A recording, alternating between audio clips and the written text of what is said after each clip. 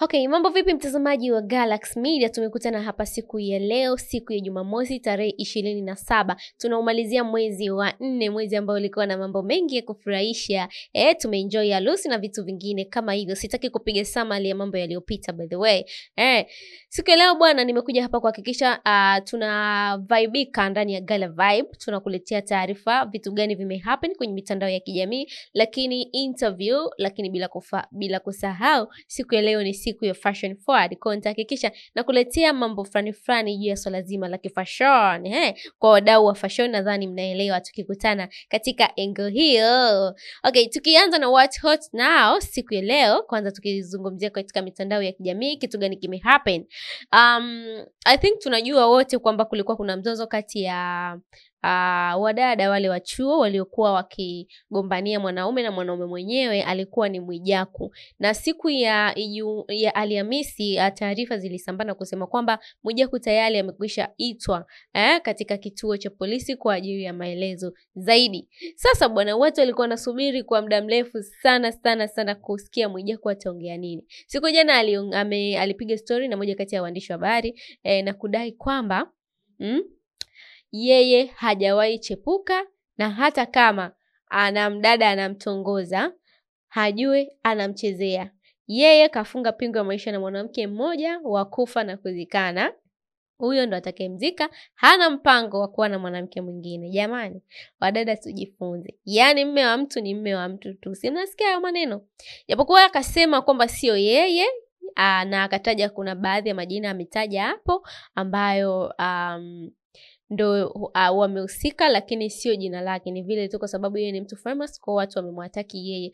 Na nakumbuka kuna kina Haji Manara pamoja na watu wengi walimwataki sana. Walimwataki sana Mwijaku kwa sababu ni moja kati ya watu ambao wamekuwa akiwaponda sana wenzake juu ya swala zima la uhuni. Naweza nikasema juu ya swala zima kwa na wanawake wengi, especially Diamond. Amekuwa ni moja kati ya watu ambao akimsema sana na Diamond kwa kuwa na wanawake wengi, lakini pia kwa Haji Manara, lakini pia Mwakinyo nadhani alikurupukia jambo. Yalimkuta lomkuta nadhani. So kwa mujibu wake yeye kasema kwamba sio yeye, alizonga sisi tulishakuletea taarifa. Lakini pia tukiachana na hayo, kuna mambo mengi yameendelea. Jana kulikuwa kuna show nyingi sana zikiendelea katika platform tofauti hapa jijini Dar es Salaam, lakini I think hata nje ya mkoa kulikuwa kuna platform za wasanii wakifanya performance. Lakini kubwa kuliko siku ya leo, kuna performance kubwa ambayo inaenda kufanyika pale Kawe, inaitwa Samia Serengeti Music Festival. Ni moja kati ya performance kubwa sana ambayo huwa inafanyika Dar es Salaam. I think huwa ni mara moja kwa mwaka. So this time is a big performance kwa sababu wasanii wote wakubwa watakuwa pale. Lakini mimi nakwambia tu, ili uendelee kupata update hizi, wewe cha kufanya ni kukaa na sisi Galaxy Media, ni kusubscribe, kushare, kutolike, kutofollow, utakometisha zaidi. Tukiachana na hapo, tukienda katika upande wa interview, tulipiga story na Dogo Pattern, tunavyojua sasa hivi katika kipengele cha Singeli bwana. Tuzungumzie katika upande huu sasa hivi.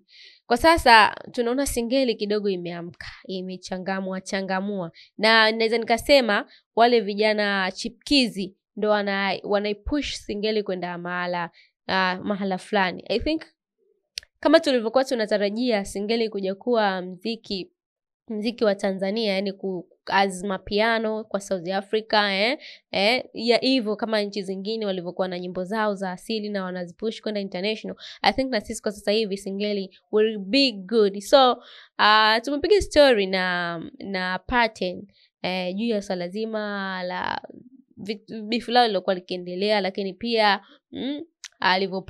alivyopata collab na Zuchu. I think leo pia mmeona video sauti kitrendi juu ya Zula, anamwambia kwamba ajiandae kwa ajili ya kwenda kuperform pale Tanganyika Packers kwenye hiyo show kubwa niliyokuambia. So it's like Zuchu ameamua kumbeba Pattern na kumpeleka sehemu fulani. Can you imagine, nguo kamwambia ziko tayari. Kwa hiyo yeye cha kufanya ni kuwa prepare kwa ajili ya kuua kwenye show hiyo. Tena tukamtazame Patel, ameongea vitu vingi sana. Tukirudi tutakwenda kwenye mambo ya fashion. Kwa hiyo nilijisikia vizuri sana. Na wala sikutegemea, na sasa katika maisha yangu sikuwahi kuwaza kama mimi nitakuja kuimba na Zuchu. Kwa hiyo ni kama surprise alinifanyia. Baada ya pale kuipost ile, the way nani ambaye alikuunganisha na Zuchu baada ya Zuchu kuiposti kwenye Instagram? Alinipigia mwenyewe direct. Alikuwa na Mr. LG nakumbuka, kanambia kesho twende studio tukaue. Yeah. Kesho nikampigia, nadhani Mr. LG alikuwa yuko sawa. Yeah, alisafiri alienda kwenye show, alivyorudi siku hiyo alivyorudi usiku tukaua jambo likaisha. Ndio. Yeah. Na baada ya pale sasa kukupigia kuingia studio kuua jambo likaisha. Nataka tuelezee situation ambayo ilikuwepo studio kwa sababu ndio mara ya kwanza unaonana na Zuchu, si ndio? Ulikuwaje? Unajua ile kuna mtu unakutana na msanii mara ya kwanza afu ni msanii mkubwa, wengine mpaka wanatetemeka. Wewe hukutetemeka? Hapana, yaani ninachomshukuru Mungu kwamba ni sijui kaniumba vipi. Mimi hata nikutana na nani siwezi kutetemeka, ila palikuwa na yaani hofu fulani lazima iwepo, ila sio kutetemeka kwamba kuogopa Zuchu, hapana. Naona ila kwanza ni mtu ambaye yuko peace sana, yani tunajua yani Zuchu ni mtu ambaye yuko peace sana, ambaye sikutegemea, au sio bwana? Kwa sababu ningejua labda ningeenda studio angeniletea ubrand labda hivi nini, lakini fresh tunacheka tunataniana. Yani siku moja tumekutana na tunataniana afu fresh. Yeah. Na kwenye ile mistari mule ndani Zuchu, ni the way kuna kitu ambacho yeye alikiongeza kwenye ile mistari ambayo ameimba ama wewe ndio umemwandikia mule ndani? Zuchu mkali sana kwenye kuandika. Yaani mkali mno, na wala sikutegemea kama aweza kuandika mapande kama yale. Yeah, mkiwa studio lazima mshirikishane, hata kama akiandika yeye lazima nishirikishe mimi hiki vipi. Ya hiki fresh na wengine washirikishwe hiki vipi. Yeah. Ndio. Na baada pale Zuchu kufanya vitu kama hivyo, kupost na then nyimbo inakaribia kutoka kwa sasa hivi. Watu wamekuwa wanakutafuta sana kwa sasa hivi. Hakuna msanii mwingine ambaye alikutafuta labda muingie kazini? Wapo wengi, sio mmoja. Wengi sana. Kama nani? Siwezi kutaja. Wakubwa. Wakubwa, wadogo, ila wakubwa wengi. Ndio. Yeah. Ndio. Okay, my good people, nadhani huyo ni Pateni mmemsikiliza. Kijana ana nyota yake, lakini jamani mimi kusema ukweli, Sergeant naona kama jamani mmezidi kumchamba jamani Sergeant. Can you imagine mtoto mdogo kama yule? Mnajua Sergeant ni mdogo kwa Pateni Kwa hiyo mnazidi mnampa vitu ambavyo vitakuja kuzidi uwezo wake jamani. So jitahidini jamani, mpunguze ukali wa maneno. By the way, mimi sidhani kama wale watoto wana ugomvi. Ni watu tu waliowazunguka. Can you imagine? Tumeona mara nyingi Sergeant amekuwa akisema yeye hana ugomvi na Pateni, lakini Pateni hivyo bishi nini, lakini pia management pia ile kupiga story kwenye media na kusema kwamba hawana ugomvi na Pateni, lakini pia ni wasanii wadogo na wote wanajitafuta na wote wanataka kufika mahali fulani. So Watanzania najua tukimchukia mtu tumemchukia, lakini yule ni kijana wetu mdogo wetu, inabidi tumsupport kutoka sehemu moja kwenda sehemu nyingine. Anyway, tukiama hapo tuende kwenye upande wa fashion. Nadhani ni kipengele ambacho wadada huwa wanakipenda sana, lakini leo most of the time huwa nimekuwa nikiongelea sana wanawake katika upande wa fashion, mkiongelea mavazi ya wanawake katika upande wa fashion. Sasa siku ya leo nimekuja na mmoja kati ya wakaka ambao wanafanya vizuri duniani katika upande wa fashion. Huyu namzungumzia Jaden Smith. Huyu ni mtoto wa Will Smith.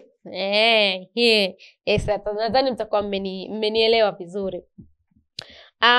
Jaden Smith ni moja kati ya waigizaji, lakini pia ni mwimbaji na anafanya kazi zake za sanaa huko nchini Marekani. Nadhani ni star mkubwa duniani. Anafanya vizuri katika upande huo, kuimba, kuigiza, na amekuwa star akiwa mdogo. Ni rafiki mkubwa sana wa Justin Bieber. Yes. So mimi kwa upande wa leo nimekuja hapa kumuongelea katika upande wa mavazi. Upande wa nini? Upande wa mavazi. Jaden Smith kwanza tukitaka ni mbunifu wa mavazi. Mavazi yake ambayo tulimuona mwaka jana katika tuzo za Grammy, alikuwa amevaa ni mwaka huu alikuwa amevaa nguo fulani hivi, kichwani ameweka kitu kama nyumba hivi, was suit, lakini alikuwa pembeni na dada yake. Lakini pia tumemwona katika tuzo mbalimbali katika majukwaa mbalimbali akiwa amevalia mavazi yake fulani hivi yasiyoeleweka, lakini pia sometimes wao anavaa katika mavazi mavazi ya kike. Watu wanasema kwamba huyu vipi jamani, mbona mavazi ya kike tu? Lakini kitu msichokijua Tanzania ni kwamba ukishakuwa mwanamitindo sometime you must do that, kwa sababu unatangaza biashara zako. So ndio maana wakati mwingine mnamuona amevaa vitu vile vya kike amevaa hivyo. Lakini hata Tanzania tunaona kina Koti, watu wa fashionist hawa, kina Noeli, wanavaa nguo fulani hivi hatuzielewi, lakini ndo fashion inataka hivyo. So amekuwa akivaa hayo mavazi ama mavazi ya kike, sio ya kike lakini yanaelekea kuwa kama ya kike. Yote hayo ni kutokana na kutaka kublandi chapa yake, naweza nikaita, kwa sababu anamiliki chapa ama blandi ya nguo ambayo inaitwa MSFT, MSFT strap. Yani unaandika kwa herufi kubwa MSFT, afu chini unaandika kwa herufi ndogo strap. Hii ni brandi kubwa sana nchini Marekani.